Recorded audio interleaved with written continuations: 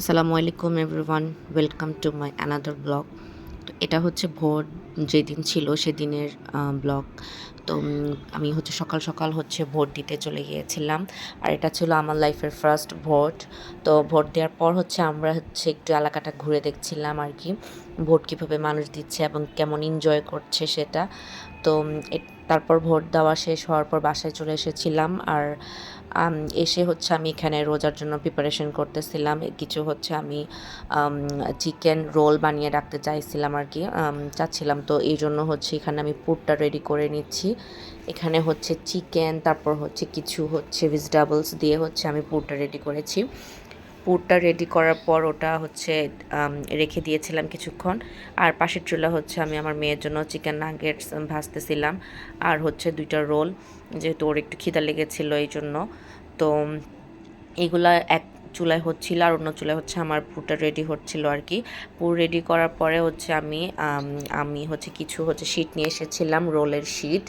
তো ওখানে হচ্ছে আমি এখন পুরগুলা দিয়ে দিব। তারপর হচ্ছে আমি যে ইয়াটা আছে, রোলটা আছে, সেটা রেডি করব আর কি। আমি এভাবে হচ্ছে প্রথমে এখানে যে আটার ডোর করে রেখেছিলাম, ডোর না অ্যাকচুয়ালি এটা হচ্ছে একদম মিক্স করে রেখেছিলাম আটা পানি দিয়ে আর কি। তারপর হচ্ছে আমি ওখানে এভাবে করে রোল করে হচ্ছে পুরটা ভিতরে দিয়ে তারপর হচ্ছে আমি চিকেন রোলটা হচ্ছে রেডি করেছি। এভাবে করে আমি সবগুলো চিকেন রোল রেডি করে রেখেছিলাম।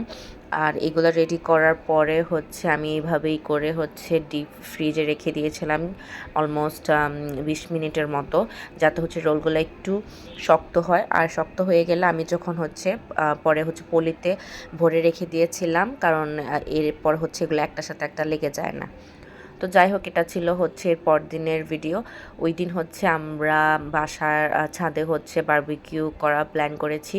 তো এই জন্য হচ্ছে এখানে কিছু চিকেন ম্যারিনেট করে নিতেছি।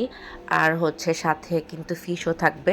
মূলত এখানে আমরা আসলে ফিশ বারবিকিউ করতে চেয়েছিলাম, বাট যেহেতু বাচ্চারাও আছে, ওরা হচ্ছে যেহেতু চিকেন পছন্দ করে, তো এই জন্য অল্প একটু চিকেনও করেছি আর কি। তো আমি চিকেনগুলো হচ্ছে একদম ভালো করে ম্যারিনেট করে রেখে দিব প্রায় 3 ঘন্টার জন্য। এবং মাছও হচ্ছে আমি একটু কেটে নিতেছি। এটা হচ্ছে একটা তেলাপিয়া মাছ, ওটা দুই ভাগ করে কাটা ছিল। আর এটা ছিল হচ্ছে কোরাল ফিশ। তো কোরাল ফিশটাও হচ্ছে আমি ম্যারিনেট করে নেব। আমি সেম ম্যারিনেশন দিয়েই হচ্ছে চিকেন তারপর হচ্ছে ফিশ দুইটাই ম্যারিনেট করেছি।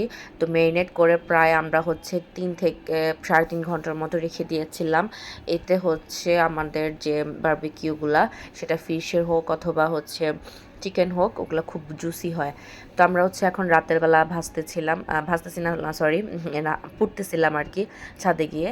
তো অনেক মজা করেছিল বাচ্চারা, যেহেতু হচ্ছে ওরা তো একটু এগুলো পছন্দই করে। আর যেহেতু আসলে শীতকাল চলে যাচ্ছে, গরমকালে তো আর বারবিকিউ ভাল লাগে না। তো এই জন্য হচ্ছে এখন হচ্ছে আমরা এটা করে নিলাম।